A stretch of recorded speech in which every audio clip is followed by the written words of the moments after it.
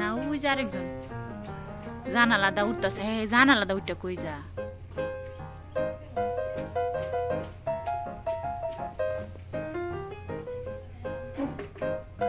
রান্দাই গোসল করতা গরমের মধ্যে, রান্দাই গোসল করেন গরমের দিন একটু পরে করে রাখি নমস্কার করতাম গাইমা গুমা এখন গোসল করে রান্নলে একারে বেশি গাম্বা, তার সাথে গোসল করে রান্দার বাবার আর ইয়া নাই। আমি তো কইতেছি আন তা গাইমা উঠবা গোসল করে দেয় গেল, এটা তো পরের বার উল্টা করেছি রান্দা গোসল করবা।